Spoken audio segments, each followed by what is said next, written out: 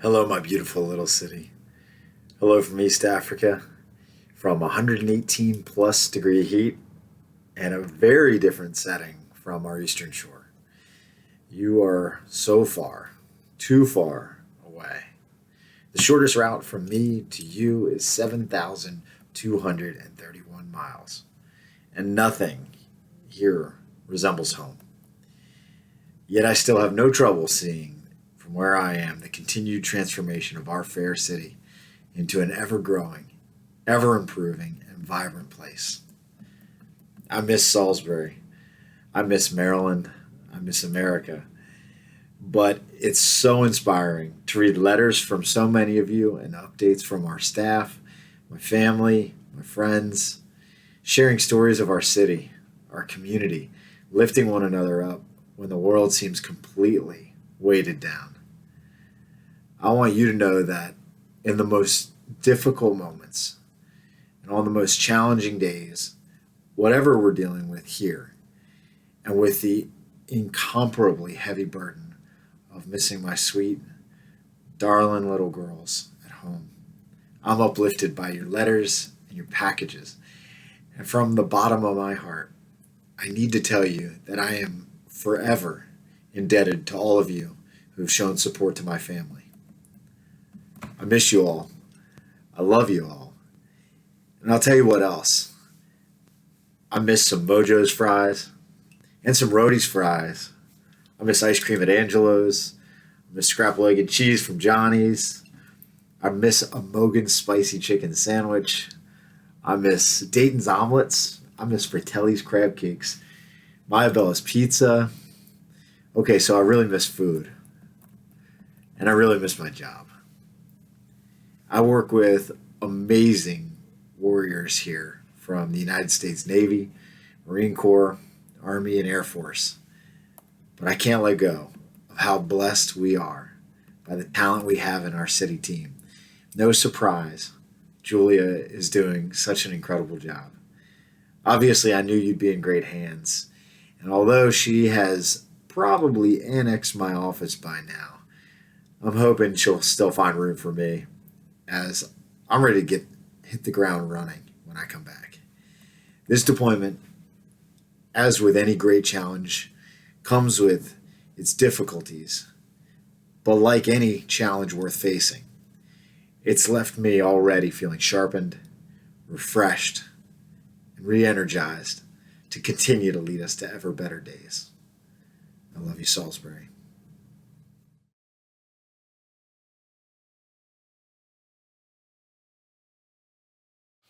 Hello, Salisbury. I'm Nancy Mitchell, your Poet Laureate, and I am just delighted to be here to read a poem I wrote for the State of the City Address 2020. Here we all are, gathered together again, but this time, alas, only virtually. Mayor, City Council, townswomen and townsmen, all of your lovely faces I so wish I could see. Who knew when we last met a year ago to hear the assessment of city progress? What lay ahead of us, how could we know as we bask in the glow of our success? Folk festival, finances, business is new. The favorite, Jake Day, re-elected to mayor. There seemed to be nothing we could not do with Day at the helm, eyes sharp and clear. But fair fate had other plans up her sleeve. The decks were reshuffled, new cards were laid. Called to duty, Day took a sudden leave to serve our country in a land far away. He answered the call like all heroes do, boarded his plane, not a backward glance. The city he entrusted to his stalwart crew, the helm in the hands of second mate Glanz. Yet there on the horizon storm clouds loomed, a knee on Floyd's neck ignited protests for justice for all, and as the pandemic bloomed, masked marches stirred fears of civil unrest. Yet in those dark days, Glanz proved by the hour a staunch, intrepid ally of Black Lives Matter, to which she pledged all mayoral power. She bonded our city while others would shatter. In a celebration with many diverse souls, a street was named as a concrete memento of the city's pledge to equality goals, and in a fine speech, she quoted Childish Gambino. Through a fog of COVID disinformation, beamed a beacon of daily live broadcasts, conveying transparent dissemination of new updates, verified data and facts. An alert to those who lost employment with no means to put food on the table or gas in the car or pay monthly rent, there rallied organizations most capable to provide aid to our vulnerable populations who desperately needed extra assistance to weather the storm battling our nation. United, our city with kindness persisted. And through it all, progress continued apace. And of this fact, should one person doubt, then hie thee downtown. It's a brand new place. And take a spin around our new roundabout. Though I write in rhyme and verse, it's truth that I speak to you, my new friends and old. In our city's address is living proof the state of our great city is solid gold. Be well, Salisbury. Thank you, Nancy. I want to thank Acting Mayor Julia Glanz for allowing me to take a few minutes to make some comments about the state of the city from the City Council's perspective. Thank you also to the council members for their input. This has been the strangest of years. Our mayor was called to active duty and is now in Africa doing his part to combat terrorism. And COVID-19 has turned our world upside down. Yet through it all, we haven't skipped a beat. The business of the city was never interrupted. Our 435 employees did their jobs. Some remotely and some heroically provided the required services on the front line each and every day. The council conducted the legislative business virtually, utilizing Zoom to conduct both work sessions and regular council meetings, which, by the way, yielded more citizen participation than we had at prior face-to-face meetings held at the government office building. Key legislation passed included approval of a budget with no increase in the tax rate, financial assistance to small businesses during the pandemic, a water supply agreement for the airport, renter eviction protection, the Mount Herman Road sewer extension and several critical annexations, and manufacturing exemptions for qualifying companies. We have seen the formation of the Criminal Justice Reform Task Force and the Vision Zero Action Plan, the honorary naming of Black Lives Matter Boulevard, expansion of our community pop-ups all over the city, the formation of our city code review, and yes, we even had a virtual folk festival. We never stopped on the city's master plan with completion of the Main Street project as well as the roundabout.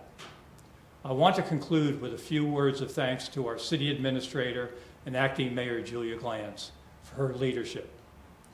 My fellow council members, Vice President Mir Boda, April Jackson, Angela Blake, and Michelle Gregory for their support and willingness to handle tough issues.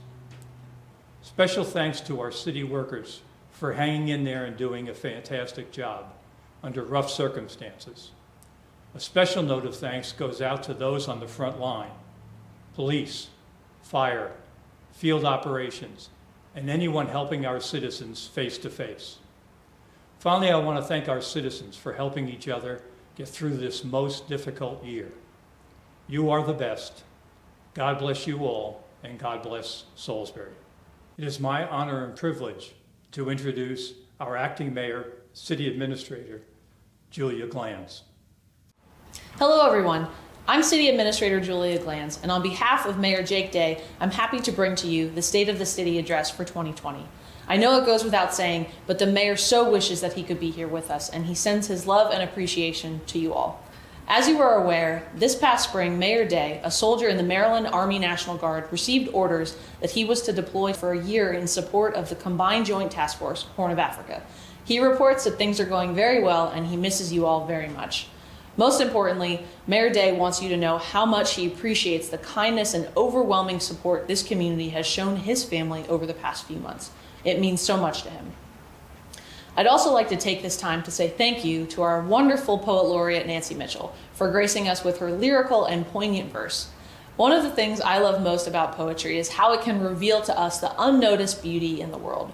By observing the world a little more closely, the poet can tease out meaning and color and life, and with their words, hold their lens up for us to see what they see. Nancy, you are a tremendous asset to this city and the world that you enrich with your art. Thank you. Thanks are also due to Council President Heath and the whole City Council for all of their work that they have done and continue to do for the citizens of Salisbury. Jack, thank you for being here to share the Council's message. We must work together in order to make real progress, and I believe that the current administration and Council are setting the example for all other governing bodies with our focus on decorum, professionalism, and cooperation. Thank you for leading, Jack, and thank you for being tireless servant for the citizens. 2020 has been a year which will stand as a demarcation between eras for most of us, and it's difficult to imagine any sort of return to what we once knew as normal. But normal is a relative term, and we will certainly continue to learn and adapt to life in the world of COVID and beyond. That's easier to say now than it would have been at the onset. The contagious nature of the novel coronavirus is such that we had just enough time knowing that it was coming, but not enough time to have a full understanding of the virus itself. What we did know was that our actions had to be decisive in order to keep our citizens safe. To that end, we closed our zoo and parks immediately, and we took executive action aimed at supplementing stay-at-home and social distancing orders from the state level. We mandated that all essential businesses inside city limits would require patrons to wear face masks and that they would enforce social distancing measures. The city also took the lead locally by establishing the Salisbury Area Coronavirus Task Force and the Delmarva Coronavirus Task Force, weekly meetings held virtually, which have been lauded by participants across all sectors as the best, single most useful resource for sharing institutional knowledge on COVID response in our region. Co-hosted by SVN Miller, the meetings are simulcast to their Facebook page as well as the city's and are free to watch to anyone. In May, we announced Next Step Salisbury, a package of relief measures for city residents that included rent assistance, plexiglass barriers for businesses, a temporary ban on evictions, grant money for food, face masks and PPE, tax relief for first responders, and even a commission to fast-track applications for open-air dining.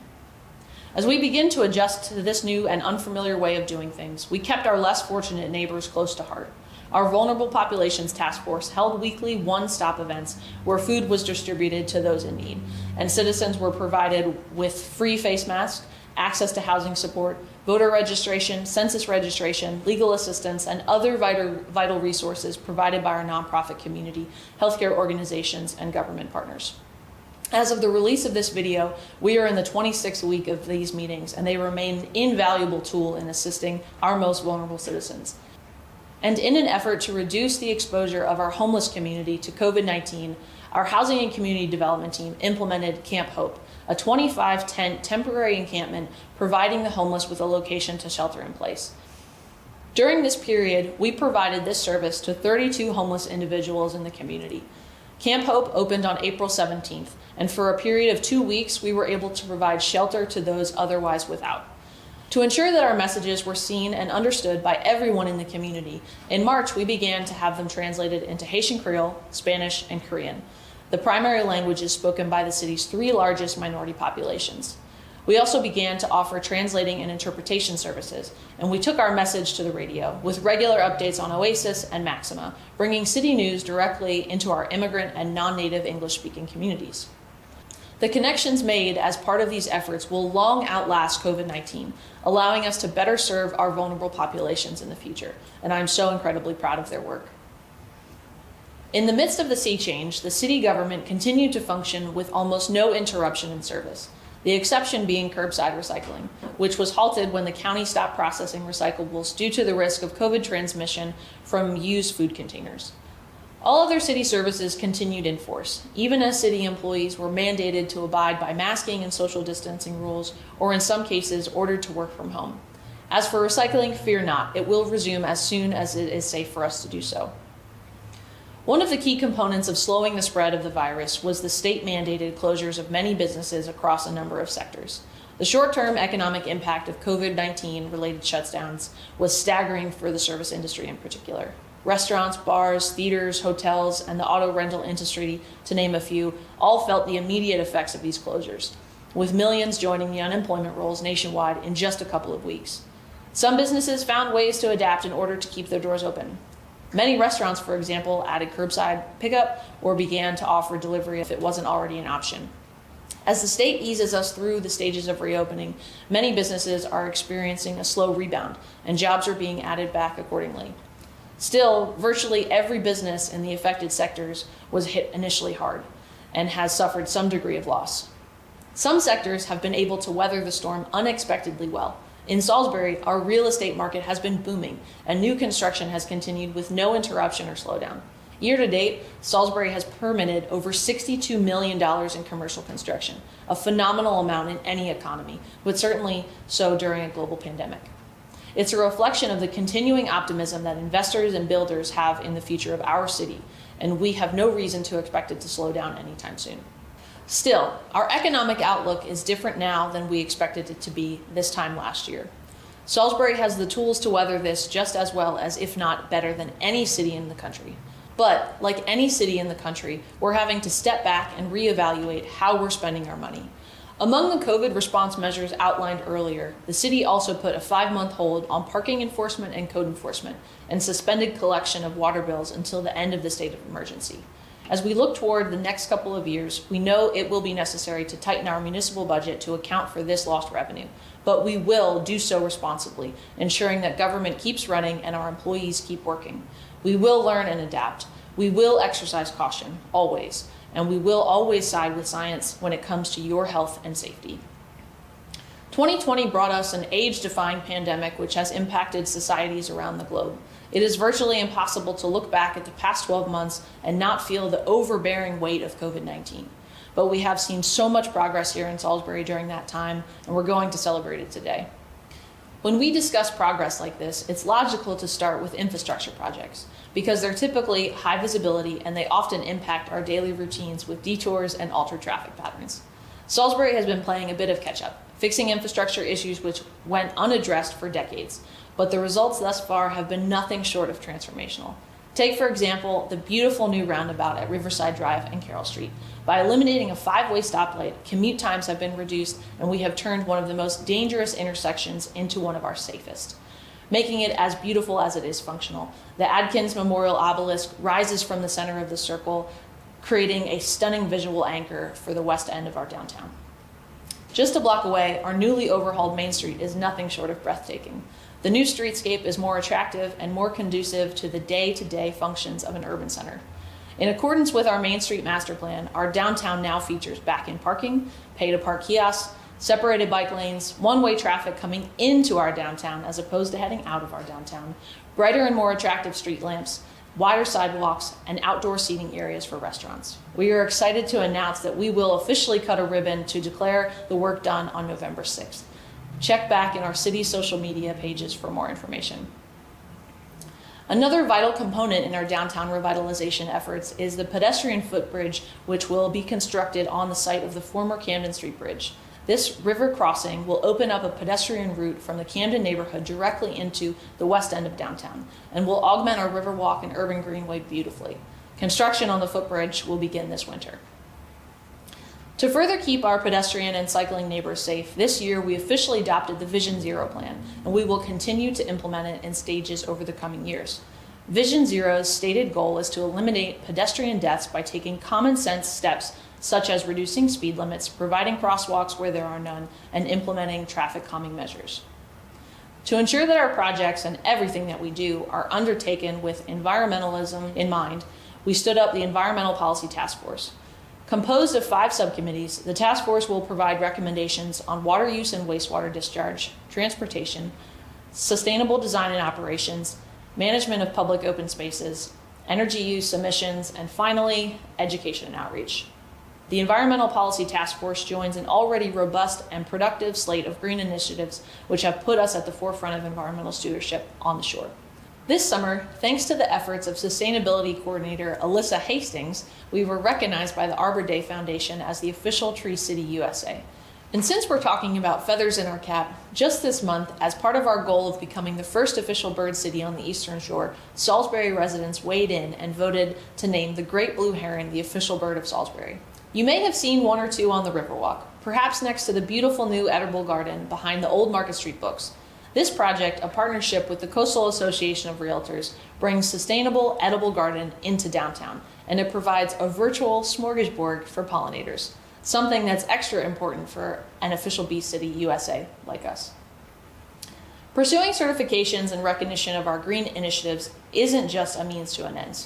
Sure, the accolades are nice, and sure, we enjoy being recognized for our hard work. But the end goal has always been and will always be a cleaner, more sustainable Salisbury. We know that if it goes into the trash, it ends up in the landfill. We know what goes into the air ends up in our lungs. And we know pollutants in our surface water could end up in our aquifer. Thankfully, the state's best waterworks team, the team that brought home the Maryland Rural Water Association's award for best tasting drinking water again this year, they happen to be your waterworks team. With an eye towards future growth, construction of Paleo Well No. 3 got underway at the water plant on Scenic Drive. Upon completion, Paleo 3 will be the city's largest well, bringing some 4,500 gallons of water per minute up from the aquifer and into the plant for treatment.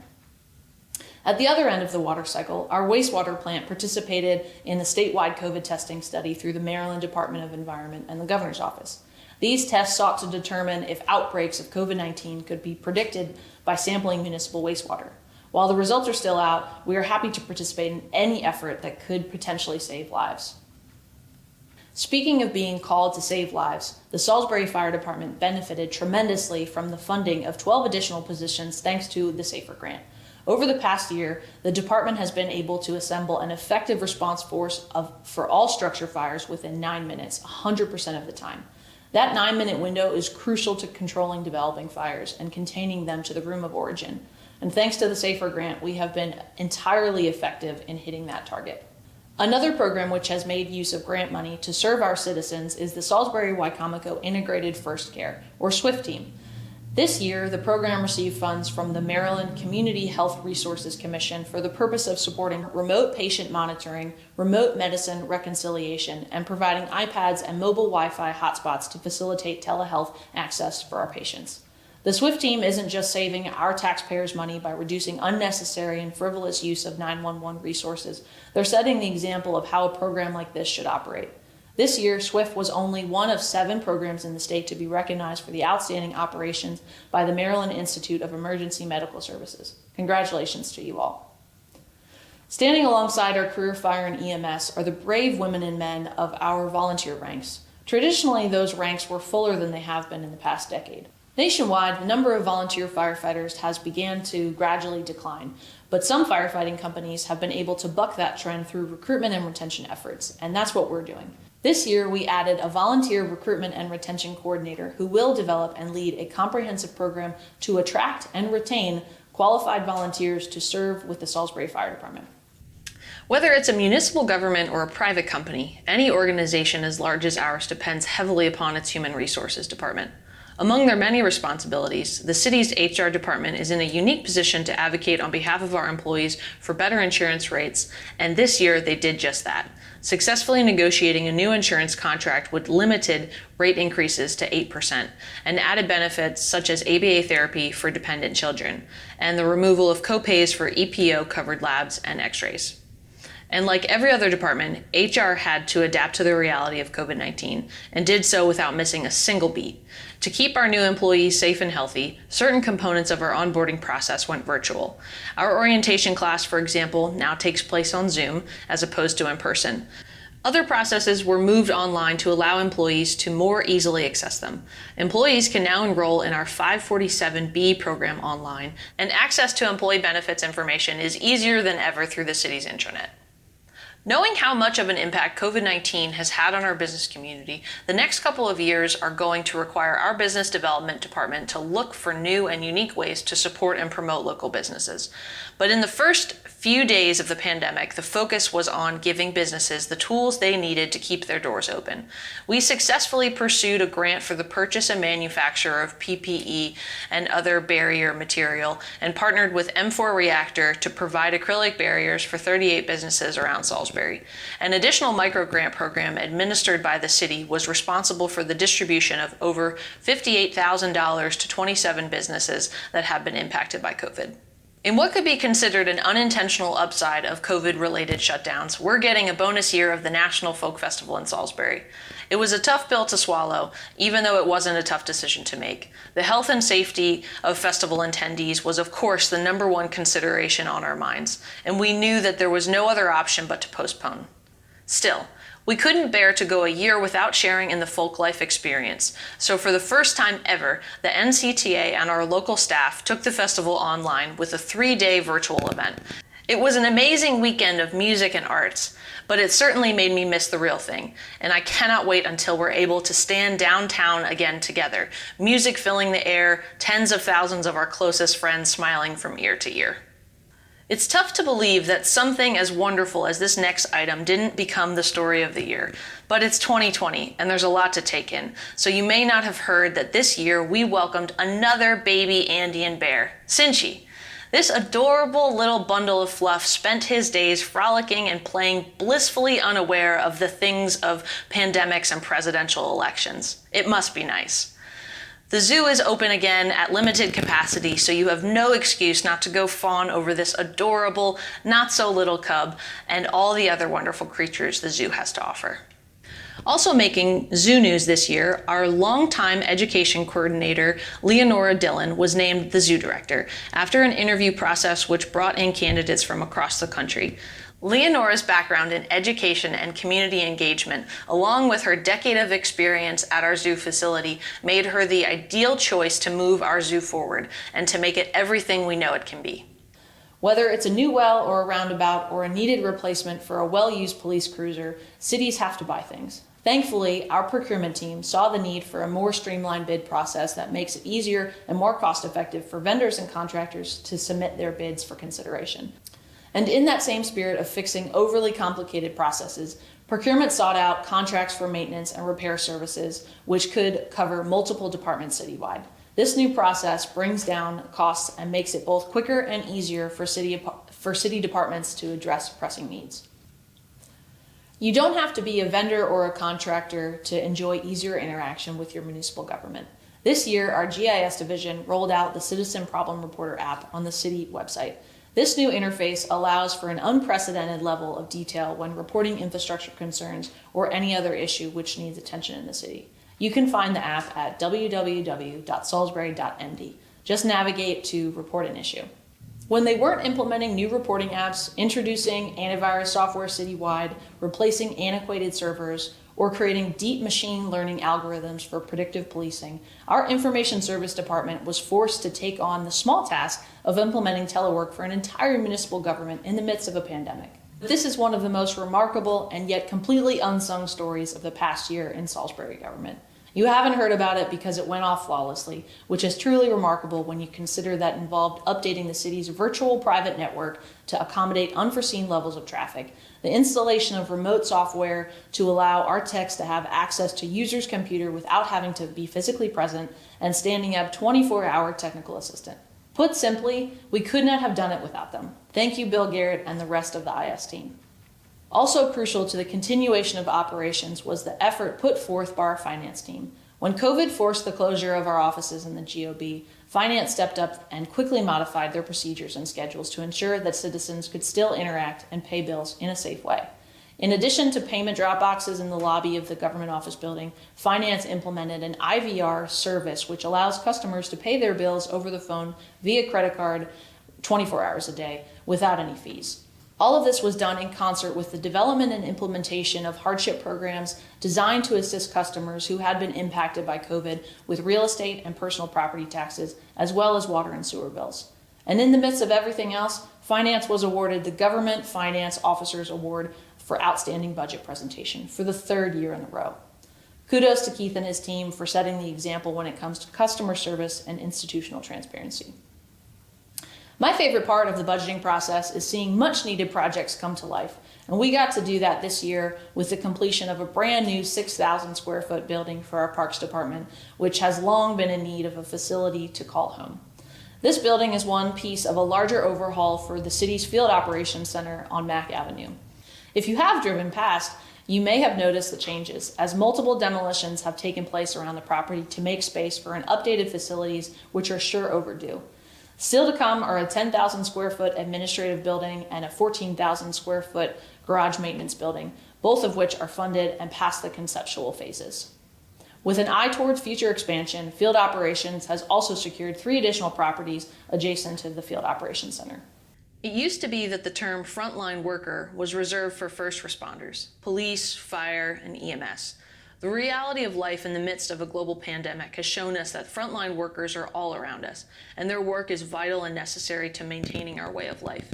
The city's Field Operations Department is out there every day keeping Salisbury clean and beautiful and making the necessary repairs to keep our infrastructure working so that you don't miss a beat. And as we cautiously return to hosting public events, Field Operations is right there, handling everything from setup to cleanup.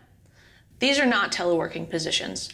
These are jobs that require the employee to be physically present every day, and Field Ops is always there. Now, from big construction to small, here are some of my favorite projects we completed this year.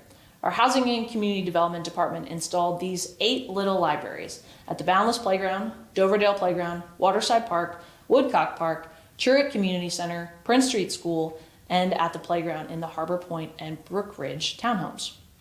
The little libraries were an immediate hit with the children who live nearby.